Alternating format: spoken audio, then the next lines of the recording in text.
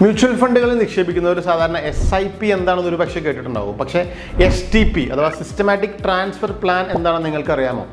STP എന്ന് പറയുന്നത് സാധാരണ നമുക്ക് ഒരു മ്യൂച്വൽ ഫണ്ടിൽ നിക്ഷേപിക്കാൻ, അതായത് ഒരു ഇക്വിറ്റി ഫണ്ടിൽ നിക്ഷേപിക്കാൻ താല്പര്യമുള്ള ഒരാൾ മാർക്കറ്റിൻ്റെ അപ്പ് ആൻഡ് ഡൗൺസ് നോക്കാതെ ഒരു നിശ്ചിത തുക, ഒരു lump sum amount fixed income securities ആയിട്ടുള്ള അല്ലെങ്കിൽ മ്യൂച്വൽ ഫണ്ടുകളെ ഡെറ്റ് ഫണ്ടുകളിൽ ഇൻവെസ്റ്റ് ചെയ്തതിന് ശേഷം ആ ഡെറ്റ് ഫണ്ടുകളിൽ നിന്നും ഒരു നിശ്ചിത തുക ആഴ്ചയിലോ മാസത്തിലോ ഇക്വിറ്റി ഫണ്ടുകളിലേക്ക് ട്രാൻസ്ഫർ ചെയ്യുന്ന ഒരു സംവിധാനത്തിനാണ് STP എന്ന് പറയുന്നത്, സിസ്റ്റമാറ്റിക് ട്രാൻസ്ഫർ പ്ലാൻ. ഇത് ചെയ്യുന്നത് എന്തിനു വേണ്ടിയിട്ടാണ്? അപ്പോൾ രണ്ട് കാര്യങ്ങളാണ് ഇതിൽ സംഭവിക്കുന്നത്. ഒന്ന്, നമുക്കൊരു നിശ്ചിത തുക കിട്ടിക്കഴിയുമ്പോൾ നമുക്ക് പെട്ടെന്ന് മ്യൂച്വൽ ഫണ്ടിൽ ഇൻവെസ്റ്റ് ചെയ്യാം, അതൊരു ഡെറ്റ് ഫണ്ടിൽ ഇൻവെസ്റ്റ് ചെയ്യുന്നു. ഇനി മാർക്കറ്റിൽ ഇക്വിറ്റി മാർക്കറ്റിലേക്ക് നമുക്ക് സിസ്റ്റമാറ്റിക് ആയിട്ട് നമുക്ക് അതിൽ നിന്ന് ആ ഫിക്സഡ് എമൗണ്ടിൽ നമുക്ക് ട്രാൻസ്ഫർ ചെയ്ത് പോകാനും പറ്റും. അപ്പോൾ ഇക്വിറ്റി മാർക്കറ്റിൻ്റെ ഇക്വിറ്റി ഫണ്ടിൻ്റെ റിസ്ക് നമ്മൾ അത്രയും അഫക്റ്റ് ചെയ്യുകയില്ല. ഇതിനു വേണ്ടിയിട്ടൊരു സംവിധാനമാണ് സിസ്റ്റമാറ്റിക് ട്രാൻസ്ഫർ പ്ലാൻ അഥവാ STP.